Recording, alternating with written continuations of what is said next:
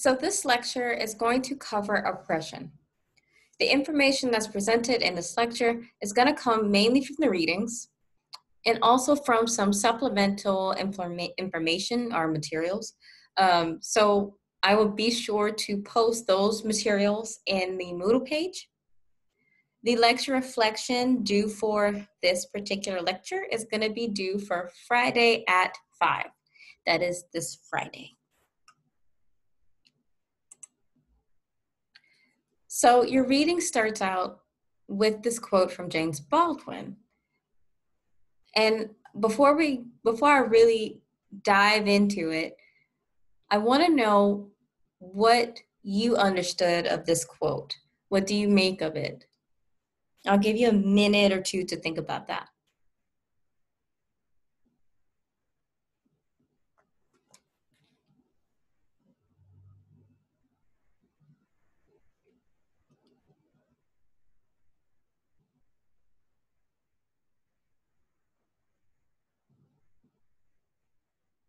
Alrighty. So if you want to mention it in your lecture reflections, awesome. If not, if you want to keep it to yourself, that's fine too. So what James Baldwin was really getting at was this concept of whiteness, or the social construction around whiteness in particular. So when we think about this concept of being white, what he's pointing out is that depending upon that particular country, that culture, white, or this concept of being white does not exist.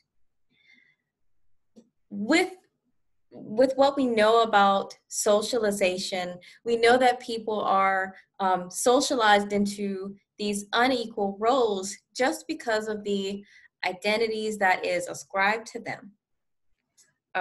And with being white or with being Black, there is a genetic influence on, if you are going to be born with pale skin or with brown skin or with with your skin tone, excuse me. There's biological basis for that. Now, with what comes with that skin tone, that is what humans put on. That is where humans assign meanings to that particular characteristic. So what we're going to talk about is the ways in which cultures vary in their observations of differences and how they communicate that. So in this particular lecture, and with social construction, language is really important.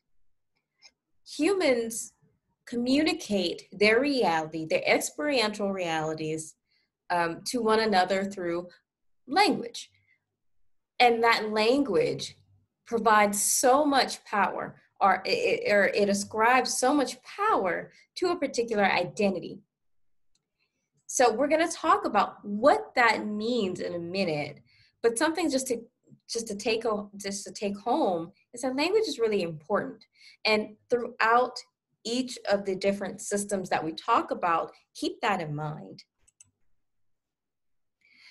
So I mentioned before, James Baldwin was getting to, or pointing out the social construction of whiteness, or of race in particular. And social construction, very broadly, is sharing these different ideas that are created and accepted by people within a given society. Now, with this particular thing, there's this implication of different thoughts and observations. So if we take, for example, someone who has a disability, who lives with a disability. Now,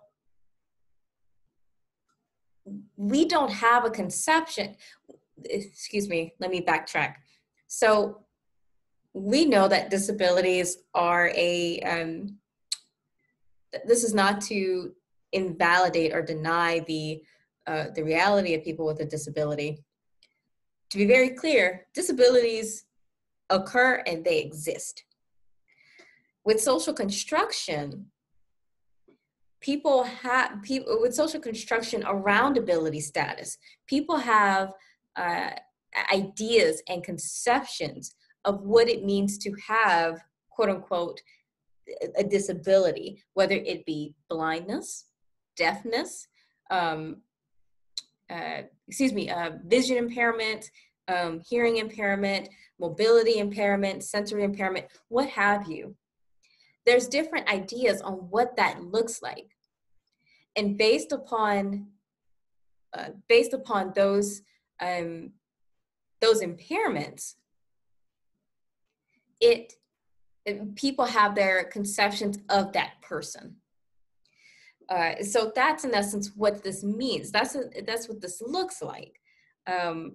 So people may have ideas of what a person living with a sensory impairment might encounter. So in some ways or understandings, it's almost like a heuristic, a shortcut of what we can assume about that person. So when we think about social construction, this is definitely influenced by cultural values, cultural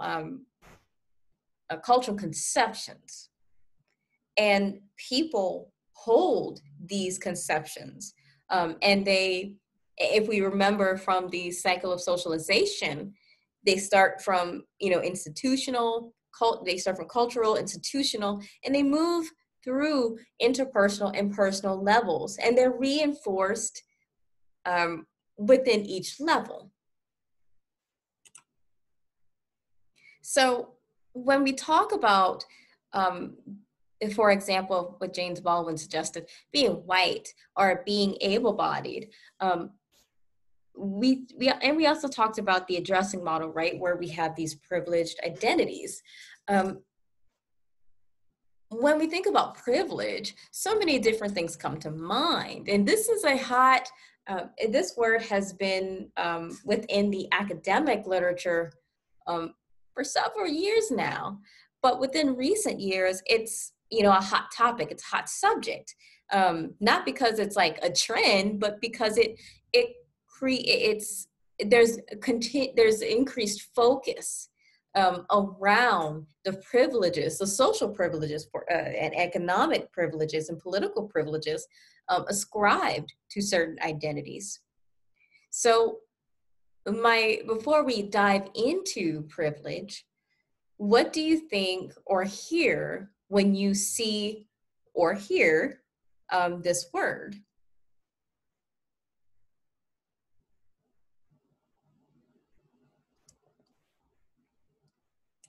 So moving on into privilege, very broadly, it's these unearned benefits that are associated with a group or identity that a person belongs to. So basically what this looks like, one group has something of value that is denied to others simply because of the group that they belong to. One group is given access to resources, access, and this might be financial, this might be healthcare, there may be some social capital associated with this, standards of beauty, simply ascribed are given to people who hold those identities. So when we think about privilege, it looks different for different people and when we think about identities, right? You may have privilege in this identity or these identities, and you may have marginalization in the other. So when we consider the different identities that we have, these can create this unique experience, this unique dimension of marginalization and privilege. So something to keep in mind, we're going to talk a little bit more about it as we go through this lecture, but just something to keep in mind. So with privilege, it can look like, it can be facilitated within living. Access to resources like healthcare, financials, social. Oops, let me go back. Sorry about that.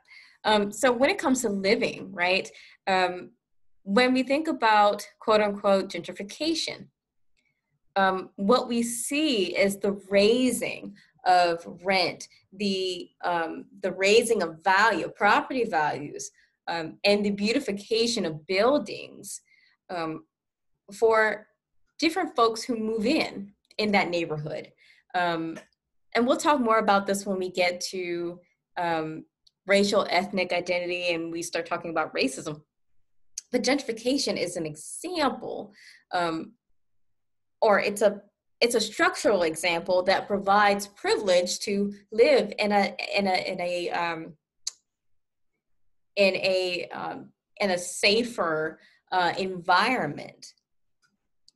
When it comes to access to resources, when we think about the racial wealth gap, for a very long time, historically, Black Americans and other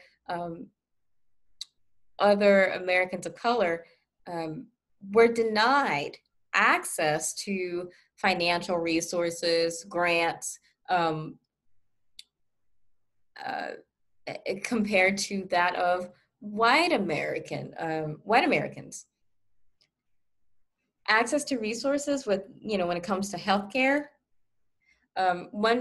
so depending upon the group that we're talking about, there is more a suggestion around appropriate treatment, appropriate, that still falls in range. I was going to say medication, but still treatment, and diagnoses to people who are who are associated with privileged identities compared to that of people with marginalized identities. Another one, when it comes to social, right? With social, this might be related to beauty standards. When we go into the aisles of, let's say, hair care, have you noticed that that there's greater amounts of beauty products, not beauty products, but shampoos and conditioners for people with straight hair? And there's less products for people with curlier or kinkier hair. And notice I'm focusing on hair because not all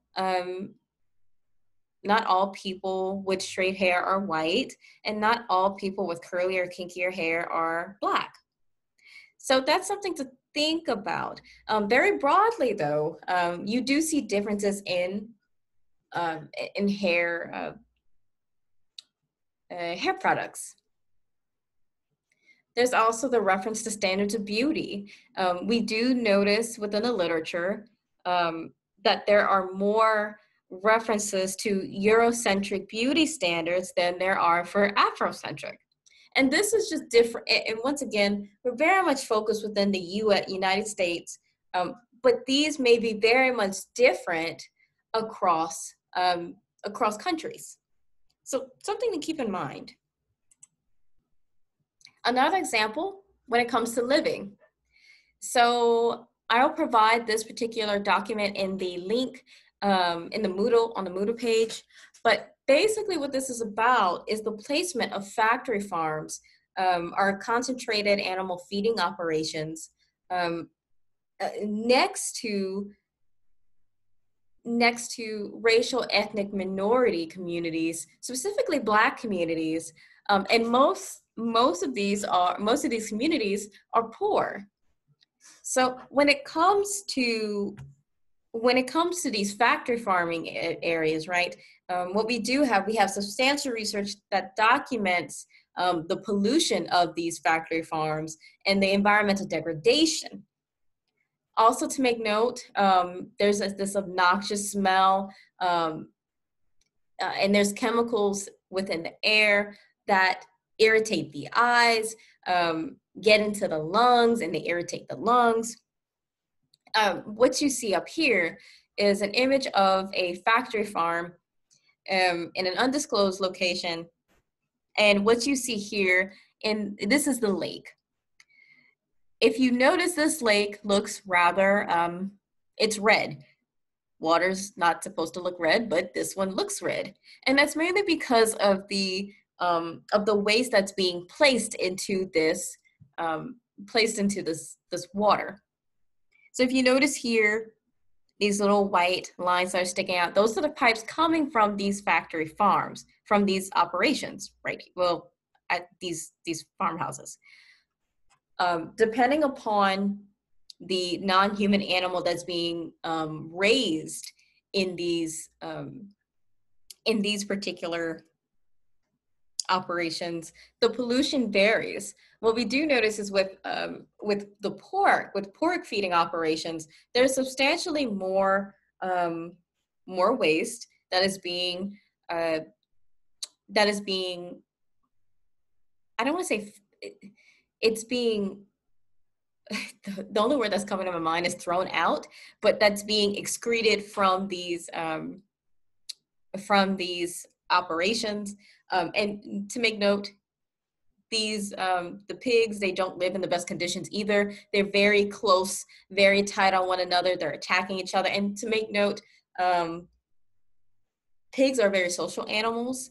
So they're being placed in these isolating, and they're being placed in these isolating environments. Now, when we take that, we recognize that there are some concerns about non-human animal welfare in factory farm practices. At the same time, with this quote unquote filtration system, what tends to happen is the waste is being sprayed into the air and into the same environments of the neighboring community.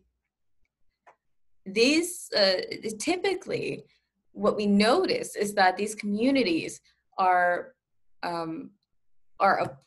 poor, are very rural, typically poor, low SES, and Black, predominantly Black or Indigenous.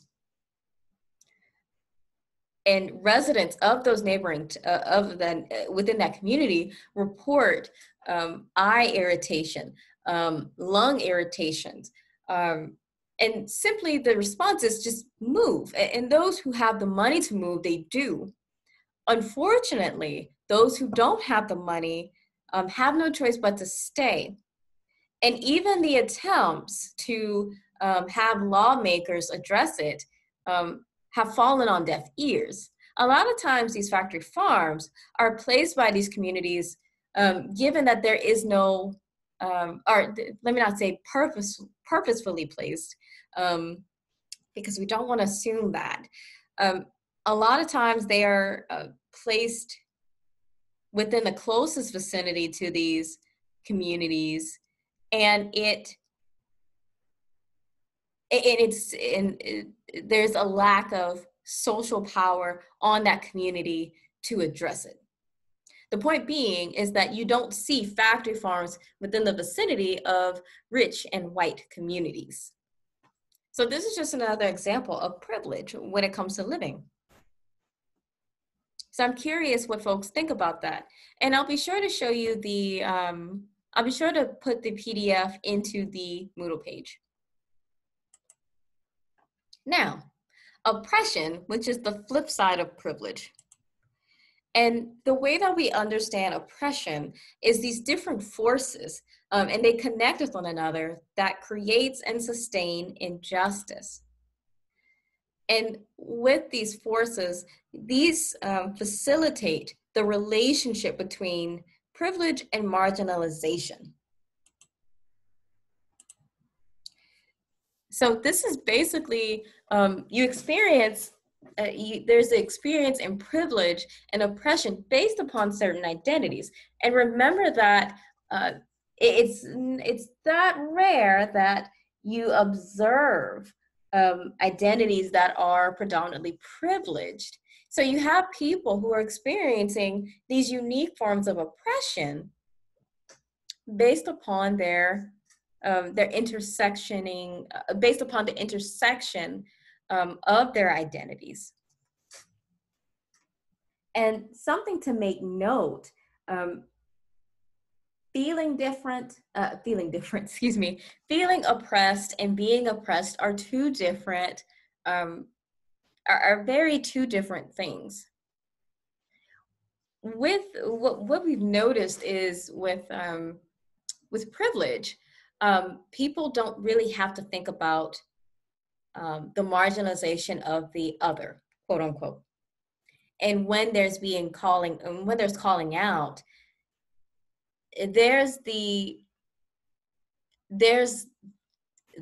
feelings that this is what oppression is like.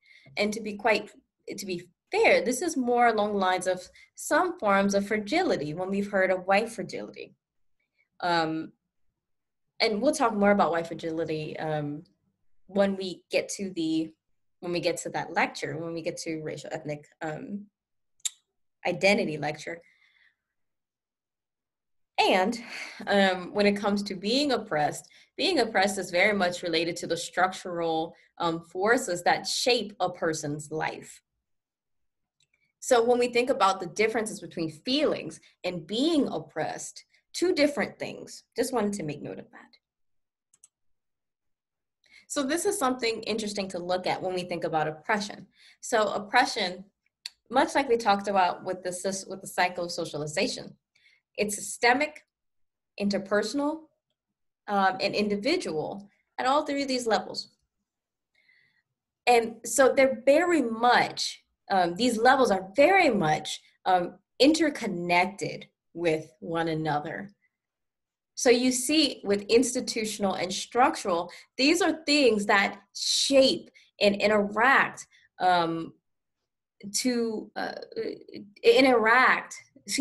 institutional and structural forces, in essence, interact with one another to shape a person's or a group of people's lives.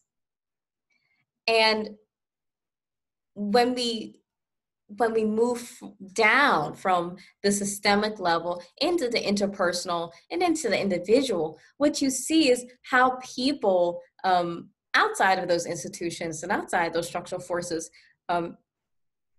perpetuate oppression.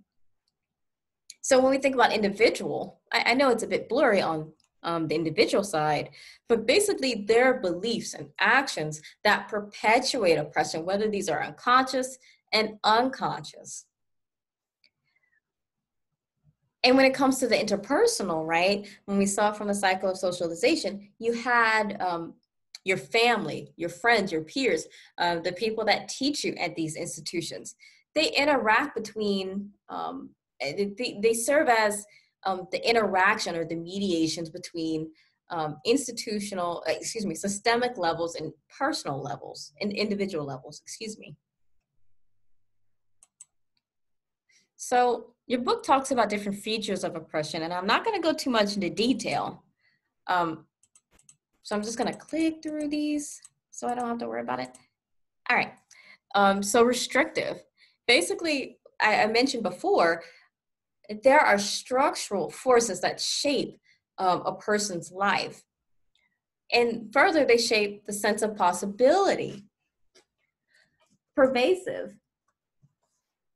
So what we have here is that it's institutionalized through pervasive practices that are basically grounded in history, economic policy, customs, education. And these basically serve to maintain hierarchies among individuals and groups.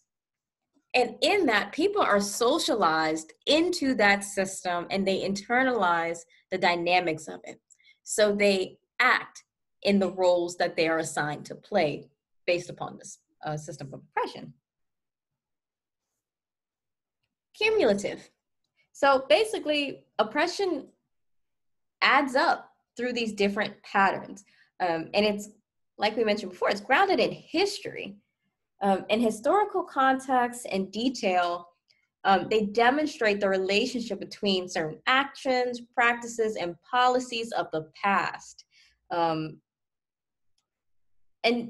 you see these structural and cumulative outcomes in the present. So when we're thinking about the racial wealth gap, right, it's really important to understand uh, the cumulative factors that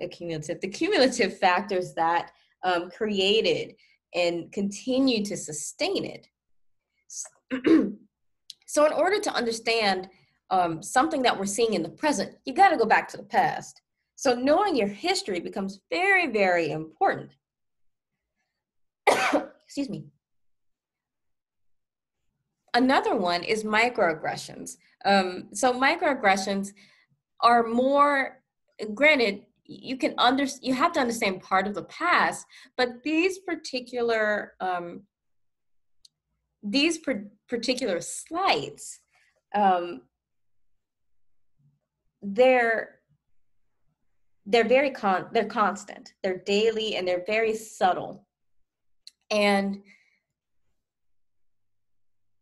what we see from the literature, from research, even though microaggressions, they might be very small, when a person receives them over time, the effects, and these are very deleterious, they're just as harmful as someone experiencing an overt form of discrimination. So with microaggressions, you can call them little small fires, so to speak.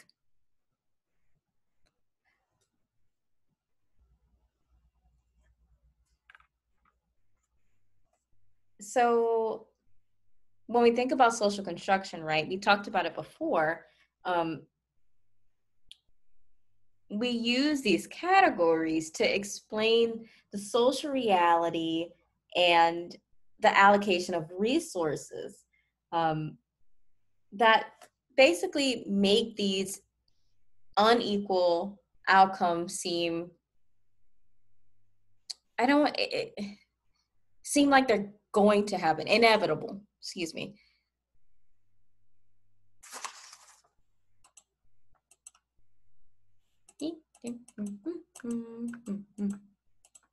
There you go. I think that's all of these. Okay.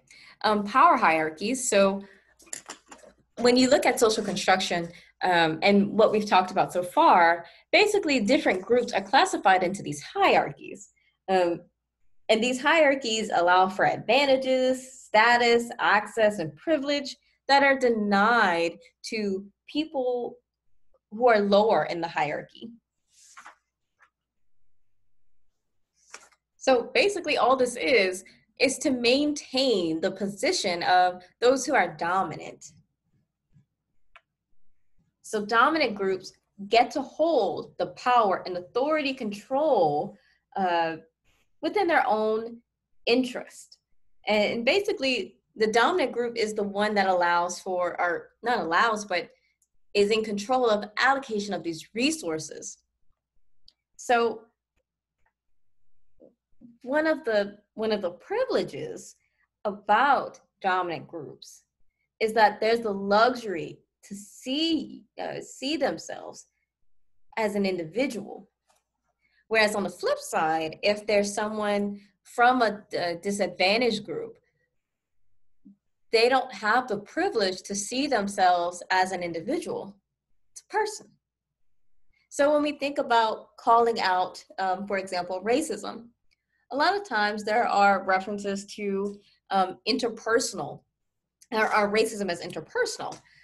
What you see is a lot of, when it's being called out there are people who reference, oh, I've never seen racism, or I'm not like that, I don't do that. Whereas with people, with Black and Indigenous people of color, it's more along the lines of there's the observation as a collective. When we look at what's been happening with police brutality, um, there's this luxury that, excuse me, not luxury. There's this, uh, uh, Black folks don't have the privilege to see themselves as individuals within these cases of police brutality. Given that we've noticed that there's a large amount of research, extensive research has documented the disproportionate killings or police violence against Black and Indigenous people of color.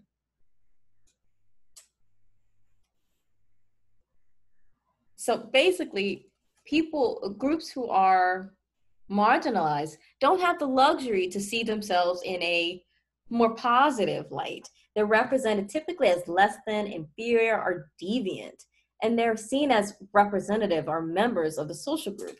When we talk about stereotypes, we're going to get more into it. The point being is that people who are privileged, people who are marginalized, they experience this this focus on their collective, on the group, as opposed to being individuals. So let me move a little bit further. So they're seen as representatives of their group, not necessarily as an individual. Hegemonic and normalized. So basically, the way that that control and domination is maintained is not only just through coercion, but it's also through voluntary consent. So basically, by those who are dominated and those who dominate, are the groups that dominate, excuse me. When we think about, it's always been this way. It basically hits on the fact that this particular oppression has occurred for quite some time, and that it's seen as culturally appropriate.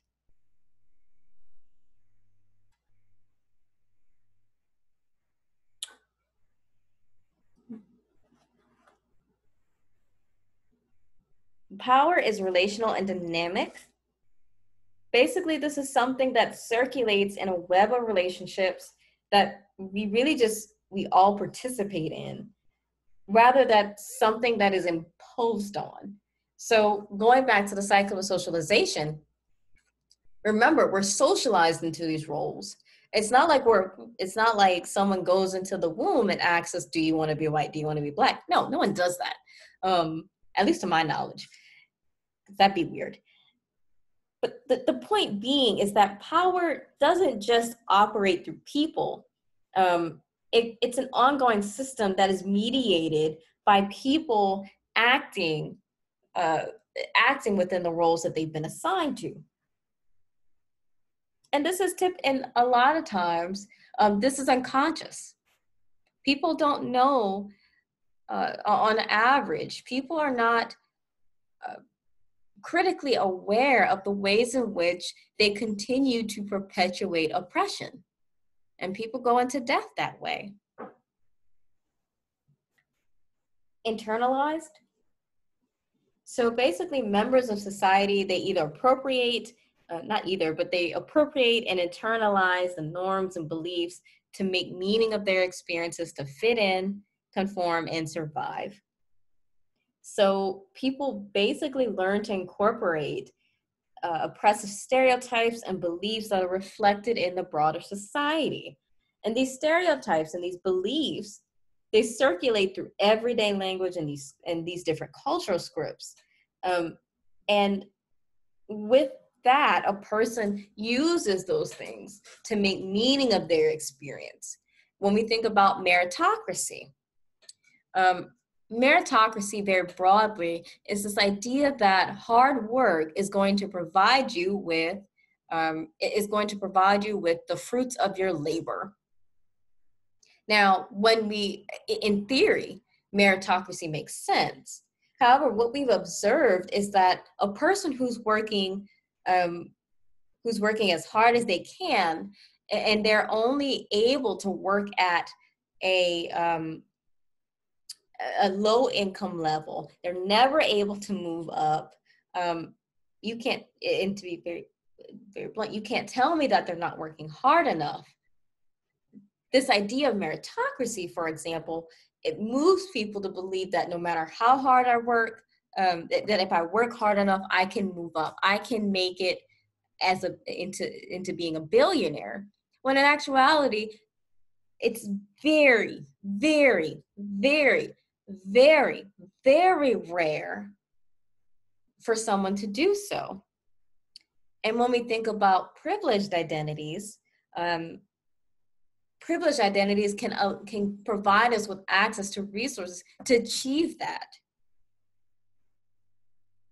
When we talk about classism, we'll talk more about it, but that's just an example. We would be more with this example that I'm providing. It's more so internalizing classism. This idea that if I work hard, then I can make it. And that you look to everyone else, and if they're not doing the same thing as you, if they're not working hard, then they're not ascribing to the ideal. They're not ascribing to the idea of meritocracy. So I'm curious what folks think about that. Intersectional. So basically, different forms of oppressions have their own distinctive qualities and social legacies. And it's very important to understand the ways in which these systems interact with one another. Because when you look at someone with multiple marginalized identities, what you see is that they're not provided, but they're ascribed to this unique experience. So for example, gendered racism. So previously, not previously, but for example, Black women, Black female scholars have talked about the ways in which gender and race and the systems of oppression associated with those interact with one another to provide them with a unique experience on the marginalization of Black women. Now, Kimberly Crenshaw, when she coined the term intersectionality, she mentioned this discrimination case where a Black woman was discriminated against. And the argument was that the grounds for it was that it was because she was a Black woman. The employer suggested that it's not because she's Black. They mentioned that they hired Black folks and they hired women. But when you look at it, it's only looking at race and gender through one lens. When you when there's an interaction between racism and sexism, it provides a unique experience of people who are women of color. You also observe that for gay men of color, where, yes, they have this privileged identity for being a man, for identifying as a cis man. And at the same time, they have their sexual orientation, be identifying as gay and identifying as a person of color, has this unique experience or creates this unique oppression that person experiences. And it reinforces each other. So something important to look at when we think about oppression, it's important not to look at it through through one lens. Instead, it's conducive to look at it through multiple lenses.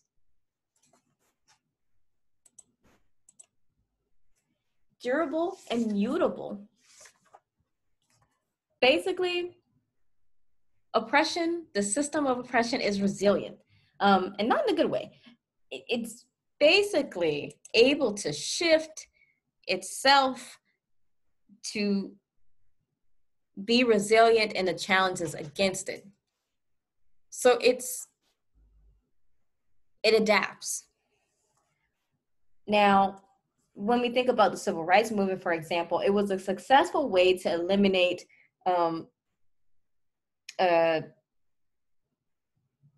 outright segregation, de jure segregation. But with racism, it evolved to create a new way to segregate and discriminate, at the same time calling itself post-racial. So while overt discrimination has decreased, you still see implicit or covert discrimination continue. When we think about oppression, it has consequences for everybody. Everyone is impacted by oppression, both who are marginalized and both who are privileged. They're dehumanized into playing these different roles, and they're not given any consent at all throughout this process. And it's really important to recognize the ways in which it is a consequence for everyone.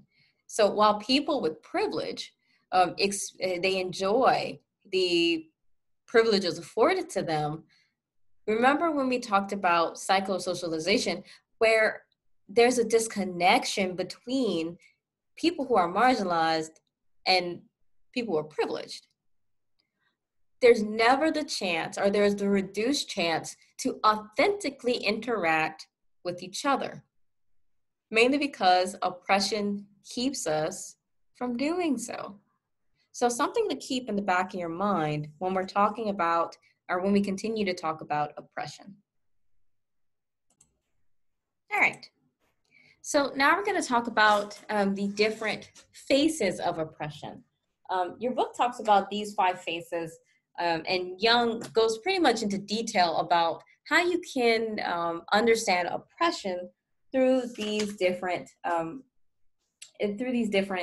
capacities, or excuse me, categories. So basically, if you want to understand the ways in which oppression occurs for that group, consider these particular categories. The first one we're going to talk about is exploitation. So when we think about exploitation, oppression basically occurs through the steady process of transferring the results of labor of one social group to benefit another. When we think about class division, it not only consists of like distributive and the fact that some people just have great wealth while some people have little. And when we think about exploitation, it's a structural relation between these different groups. For example, within capitalism, you do see the exploitation of workers. And so there's a relationship between the workers and the employer. Now, not to shade Amazon, when we think about Jeff Bezos is like a whole billionaire. And at the same time, his workers are not billionaires. Instead, what you see is this exploitation of people who work for this particular company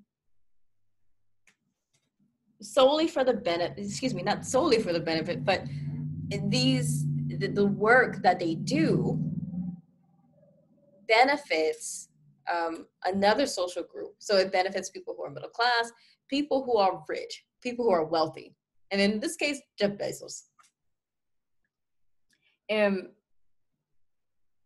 it's a systematic process where you have the have-nots, or quote unquote, the marginalized, to continuously expend to maintain and give the power and status that the wealthy have. When we think about women and children, women provide men and even children with their emotional care, and provide men with sexual satisfaction.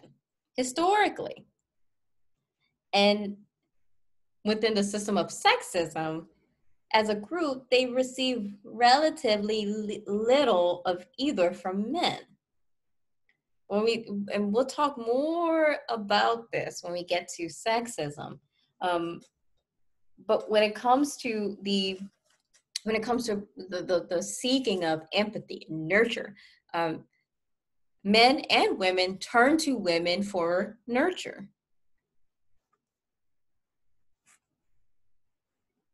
We also see it within heterosexuality. The norms of heterosexuality specifically, they're oriented around male pleasure.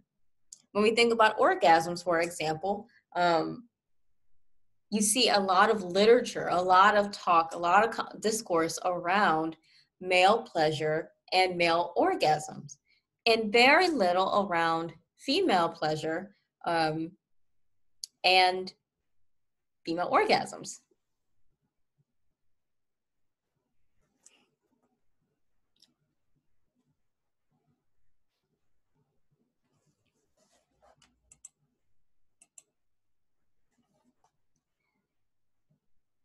An interesting one within recent years is in regards to speciesism. And speciesism very broadly refers to the moral prejudice, or the prejudice, quote unquote, towards non-human animals, or towards species who are not the dominant species. In this case, the dominant species, quote unquote, not quote unquote, is humans. When we think about non-human animal exploitation, you do still see, it's funny, the word came up anyway, exploitation of non-human animals. And we see it in animal cruelty cases, the slaughtering practices, the raising and slaughtering practices of non-human animals, such as cows, pigs, chickens, lamb, and you also, and fish also, and you also see hunting, when it comes to hunting, poaching, for example. And these are, the point being, exploitation is transfer of results from one group to benefit another. Marginalization. A whole category of people, or really beings, are expelled from useful participation in social life and are subjected to subjected to severe material deprivation and even extermination. So within the United States, racial oppression occurs within marginalization instead of exploitation. People who are marginalized,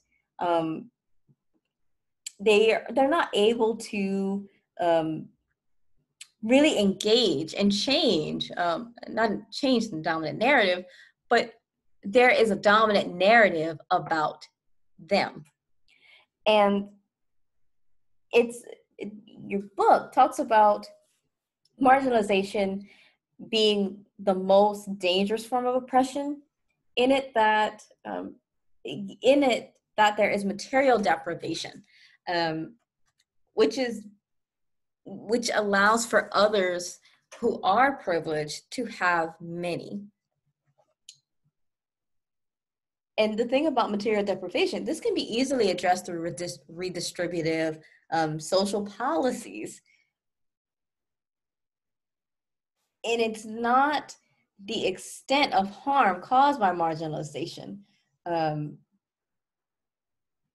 When we think about the provision of welfare, it produces new injustices by depriving those dependent on it of its rights and freedoms that others have. And then further, when we do see that material deprivation is mitigated by the welfare state, marginalization is unjust because it basically blocks opportunity to exercise capacities in socially defined and recognized ways. Basically, even though we may think of it as, easy to address, there's this creation of another thing to think about, right? So that's where oppression, right, is adaptive.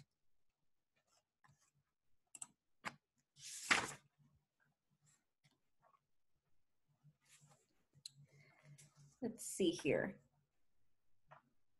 Oh, let me go back. Sorry about that. I have one more thing to say about it. An example that I wanted to provide. When we think about medical and social service professionals, we recognize the importance of dependency. I'm not saying that all professionals don't. Within our field, I say our field because I'm studying in psychology. Within social sciences or social services or healthcare, you recognize that there is a need, not need for dependency, but dependency is going to exist. And there's nothing wrong with dependency. With marginalization, it stigmatizes it instead. Dependency within our society really just implies that it has in all liberal societies a good enough way to suspend basic rights to privacy, respect, and individual choice. So, and something that's really important within marginalization is this sense of, I know what is best for you. Paternalism, excuse me, I had to think about it for a little while. So marginalization basically moves people, not moves, but it promotes paternalism. And that's something, if you're going into the health service field, that's really something to think about. Is the ways in which the doctor knows what's best for you as opposed to what you know what's best for you.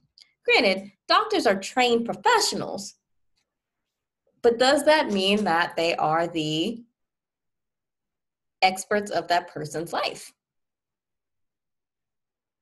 So something to think about, and we'll talk a little bit more about it when we get to ableism. Powerlessness. So when we look at a society, powerlessness really, there's this designation of positions in division of labor and social positions that allow for autonomy. So when we think of someone who is the head or the leader, I say leader, but someone who's making all the money, they're allowed to have they're in a higher part of the hierarchy, and they're allowed to be a lot more autonomous than people who work for them. So when we think about powerlessness, within this particular society, those who are powerless, they lack the authority, and they also experience a lack of respectability. And all that to say is that the powerless are situated in a way that they must take orders, and they rarely have the right to give them. So with this particular position, people with little power, they don't have the privilege to operate with autonomy, exercise creativity or judgment, no technical expertise of authority, and they may be a little bit awkward when they're expressing themselves in the public or within the bureaucracy, mainly because they haven't been given any power to navigate that experience. Now, when we think about respectability, something that I do want to make note of, respectability is very broadly is this concept of being treated with respect, and people are prepared to listen to you, and to do what you request, basically because you have authority or influence. So something to think about when I say this, depending on respectability, and the politics around it cannot exist with rage. And when I talk about rage, I'm talking about the anger with living within a particular system. Um, and the reason being is that when you think about respectability, your book talks about professionalism. And when you think about professional dress, um, speech, taste, demeanor, all of these things can connote respectability. And when we think about how we want to be perceived in a way that is respectable, quote unquote, um, we conform to certain things. So if you know, I have natural hair, naturally curly hair, it's kinky. So if I want to be, and this is just an example, if I want to be perceived in a way that is respectable, I pull my hair back, even though, and I advocate for it, natural hair is professional in and of itself. However, what we have seen is discrimination against hair, and particularly with fros and locks, so forth and so on. Another way is when we speak. When we speak in a way that is with quote unquote standard English, as opposed to speaking with slangs or ebonics, being portrayed as respectable based upon your way of conforming. And when you're thinking about that, that can make you really frustrated. And so people who are within, who recognize this, and people who are, and I'm talking about people who are marginalized, or people with little power, there's this recognition, there's this tension between wanting to be perceived as respectable and professional, and then wanting to be free from this sense of conforming. So just a thought. The point is, respectability politics cannot exist within the realm of the system of oppression. Well, it can. If you're angry about it and you're trying to continue to play it, it cannot exist within those same things. Because then there's, once again, cognitive dissonance, and we'll talk a little bit more about that shortly.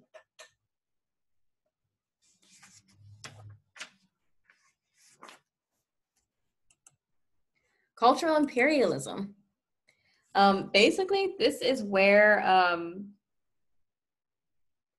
basically where there's dominant meanings of a society that basically make a group's or the perspective of one group's invisible at one point in time, and then mark them at the other. So when we think about the exploitation and imperial experience of indigenous peoples, that's a very, very that's something to make note of, and that's something that is noted consistently throughout history, even though in history books it's not talked about, which is very unfortunate at the same time. When we think about, hold on, let me go back real quick. There we go. Double consciousness. So when we think about cultural imperialism, the group that is dominated, they experience this weird oppression where they're marked out by stereotypes, and then at the same time, they're not visible. So these stereotypes basically have them in like a nature where there's some kind of conception attached to their identity. And at the same time, when there is their conception of their identity, it's not seen. So folks, I say folks, but groups who experience that have this double consciousness. And this is this is basically looking at yourself, looking at oneself through the eyes of other people.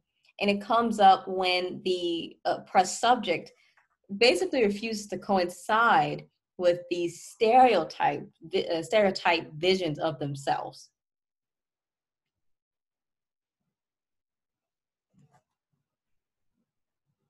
So with cultural imperialism, there's like this paradox of experience where one sees themselves as invisible and then at the same time marked out as being different.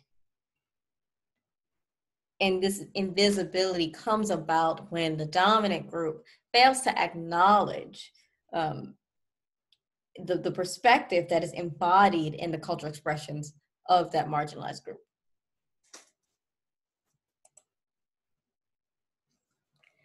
You also notice this erasure of history. When we think about history, the history of indigenous people and African slaves, oftentimes it is written within within a Eurocentric lens, and it is very quote unquote watered down. It's basically the narratives are framed in a way where the United States or colonists are perceived as taking control of the environment and moving forward with civilization, and that African slaves and indigenous people were saved by Christian efforts of the colonists, of the missionaries, when in actuality that's not what really happened. So basically there's this erasure of the history of people who are marginalized, or the group in particular, and instead what's in place is the history of the dominant group through the eyes of the dominant group.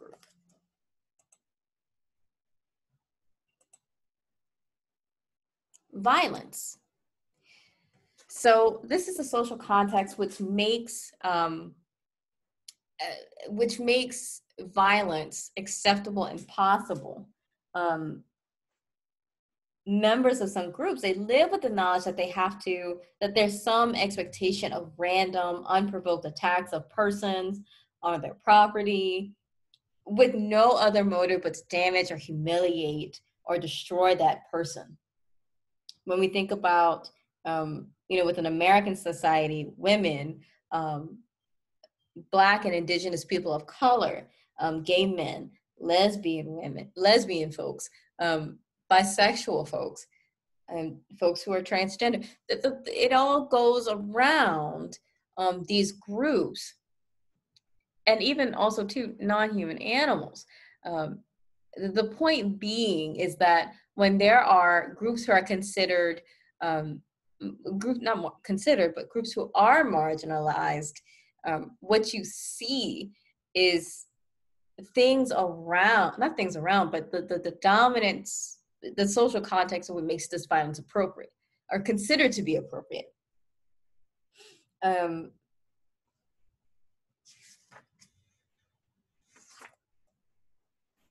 Moving forward, oops, there we go. Talked a little bit about that. Oops, let me go right back. So the point being with violence,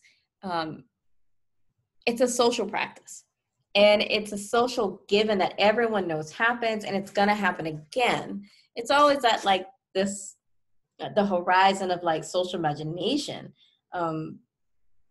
and in some circumstances, this violence is so much called for. When we think about women who are raped, there's a lot of pointing towards their clothing, for provoking that rape. When in actuality, clothes, from what I understand, I mean, they're not hexed or anything. They don't make people do anything. People do it.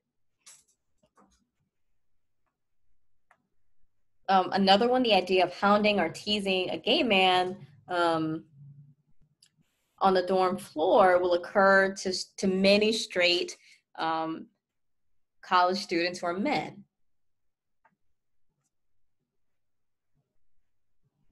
So when it comes to violence,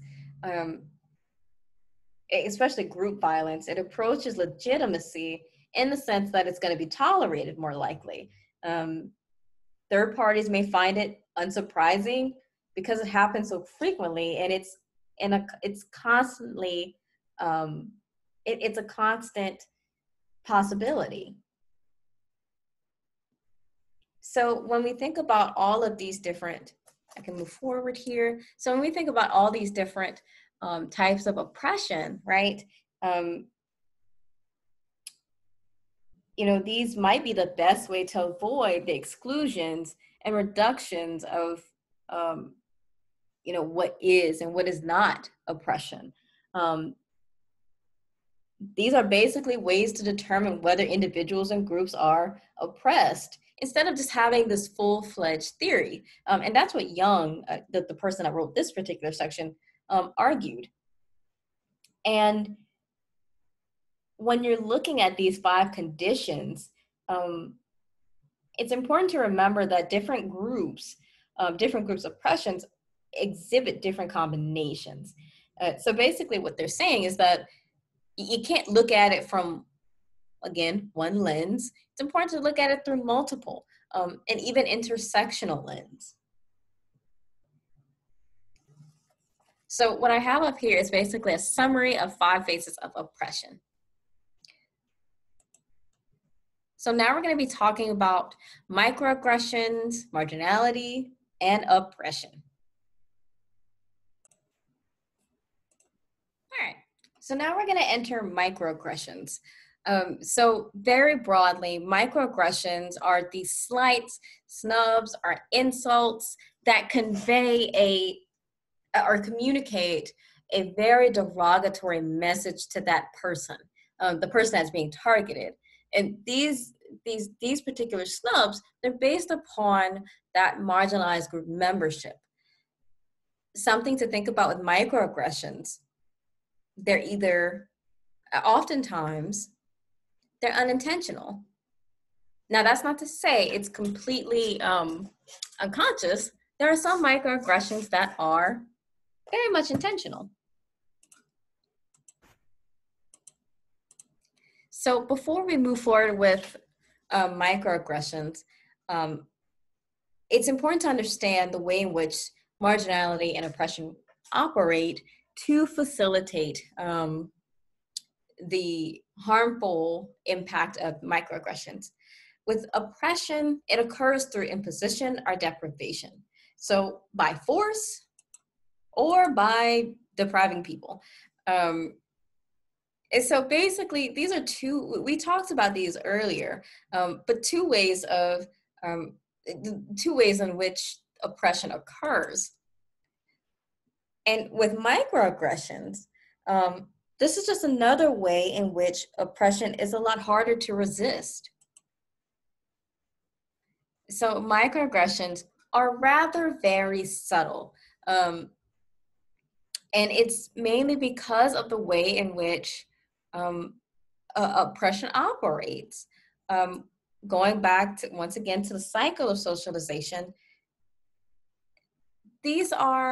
we're socialized into these different roles, and we take these roles, and whether these place us in dominant or marginalized positions, people who are privileged, they don't have that.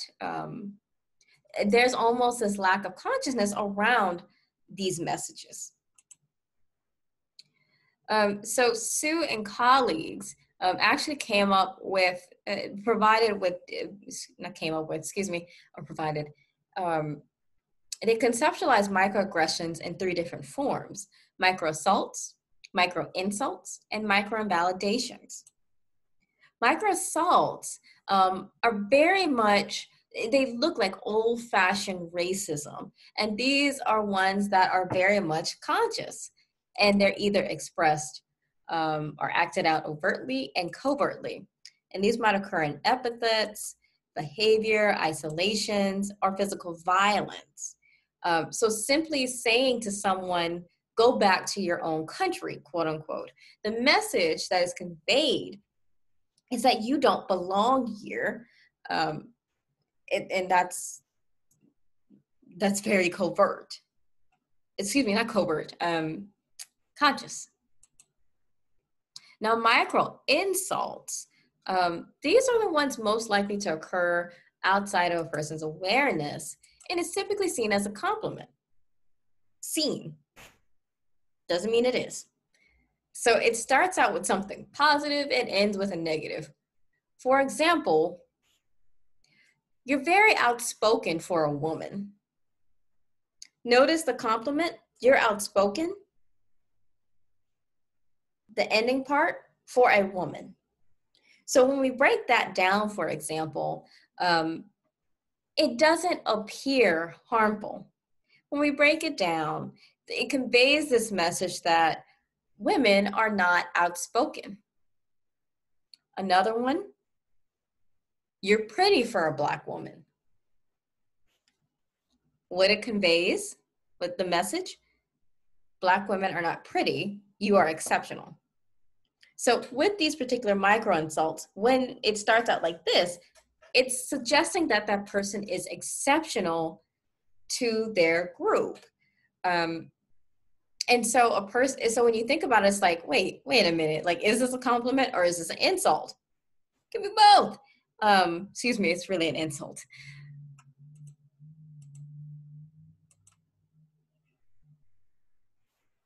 Another one, typically with folks who are people living with a disability, you are so brave for doing this. And it might not be, and when we get to ableism, we're going to talk about the ways in which people can be very, or the ways in which behaviors can perpetuate ableist beliefs. So I say that particular form of micro insult as a way of, if a person living with a disability is like just being a person and someone comes up to them, you're so brave. Well, why am I brave? So that's just something to think about within your awareness. What did they do that was different? Now, that's not to say that we should not acknowledge the accomplishments, but when we're saying things like that in a way that is conveying that person is exceptional aside from their group, that is where it can be a micro insult. And this might be interpersonal or environmental. Environmental might be seeing only pictures of the dominant group on a wall. For example, a woman who is a member of the board of directors, and on the wall are dudes, are men, all men. When we're thinking about race, seeing pictures of all white people. And even when we get even further down to that, seeing pictures of white men. So these are things to consider when we're thinking about micro insults. Now, micro invalidations, these are more so that forms of microaggression that deny the experiential realities of socially valued groups.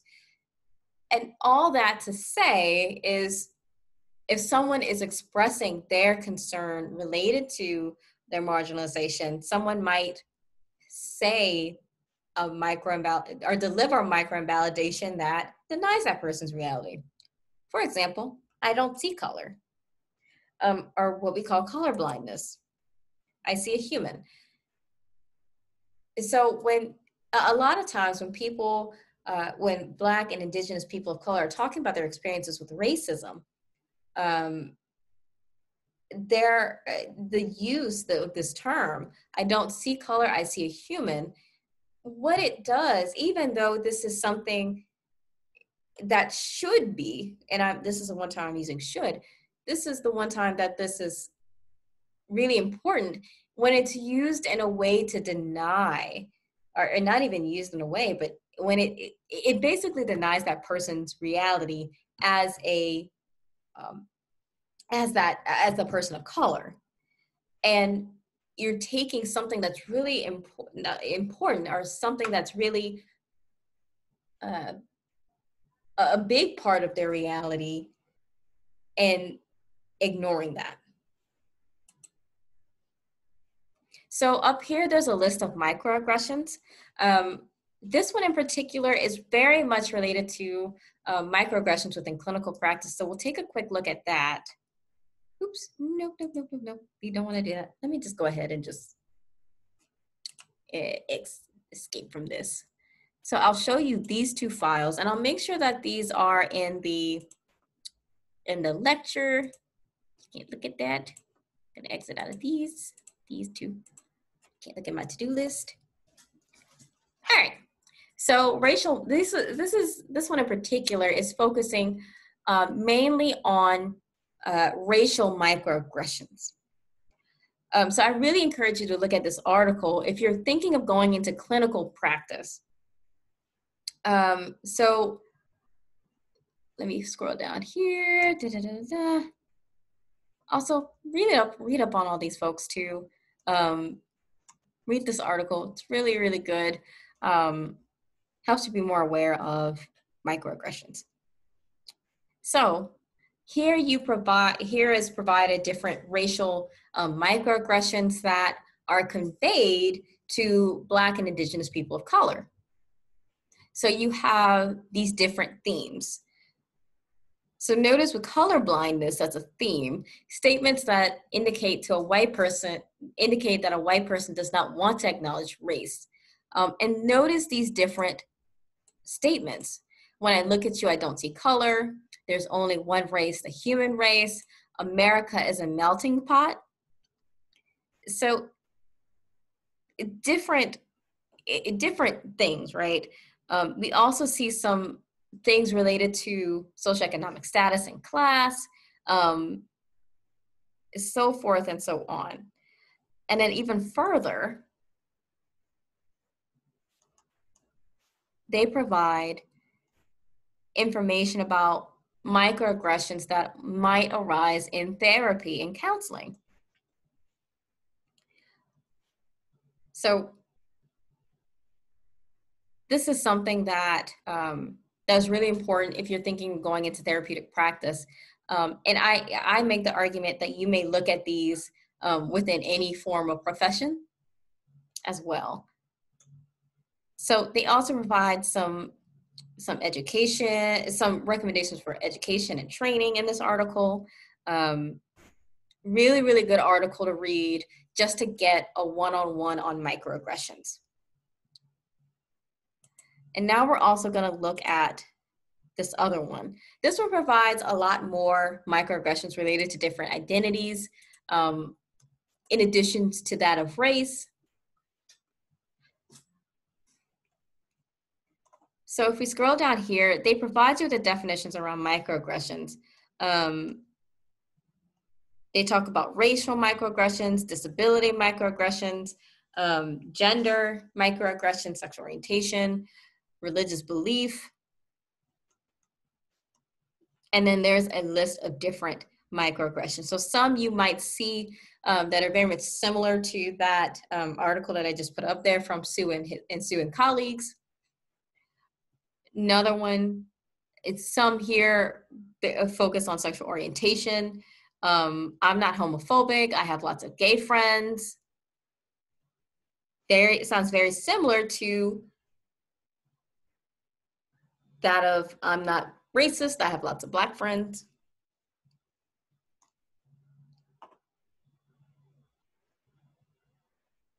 talking down to disabled people, to people with living with disabilities, what she's trying to say, so mansplaining. So there's different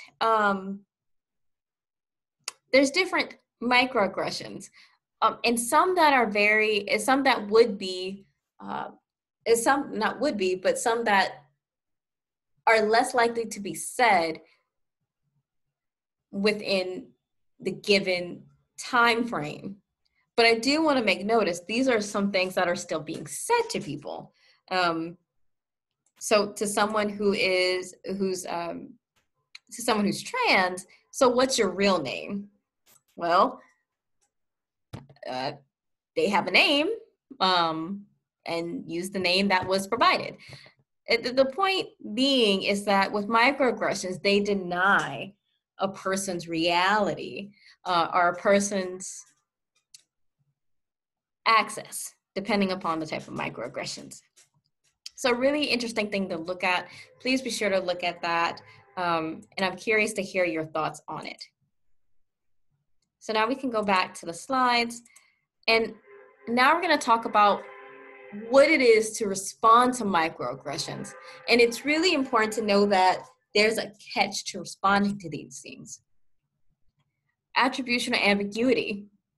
When we think about where these microaggressions are coming from, you're not sure where. You're not sure if it's intentional or not. So you have that person who's the target that is really thinking about where this is coming from. And that's taking up some time and also some cognitive energy. And then there's some conflict on how to respond. So when we think about addressing marginalization, in particular microaggressions, there's this concern about being seen as the troublemaker. If you respond, and how would you respond to this? Like if this person did know, then how would you respond to this if they didn't know, and having to explain that to that person? Because then you're educating that person, and then they might start crying. It just depends. And so what people who experience or who are delivered these microaggressions, they're placed in this position that they're damned if they do, damned if they don't. And we do have a lot of research to suggest that microaggressions do have an impact on people's well-beings. These researchers report, the deleterious impact of microaggressions on mental health. So what you observe is depressive symptoms, stress, decreased self-esteem, and there's also a deleterious impact on physical health. So raises in blood pressure, general health problems. Oops, let me go back. Sorry about that.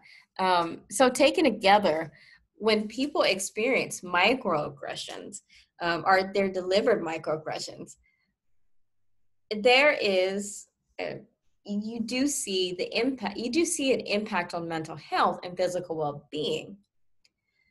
When it comes to microaggressions very broadly, these are covert forms of oppression, of marginalization, and to respond to them in a way that, or a person can feel safe, is an interest for people. So when we think about, for example, people who are, youths, young people, when they're told you're really smart for a 15-year-old, how may a 15-year-old respond given their social position within that system of oppression? The possible response would be that the possible consequences of a response to that microaggression may result in that person being reprimanded, being discredited, much more than them being validated.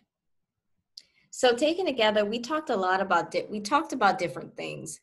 And we talked about oppression and how you can conceptualize it within these 5 different criterias. And then also about the more covert forms of oppression. So now we're gonna, after this lecture, or within the next lecture, we're gonna be talking about these different systems of oppression. And the one in particular that we're gonna pay attention to is that of ableism and ageism and adultism. So if you have any questions about this particular lecture, please feel free to email me and I will do my best to answer questions.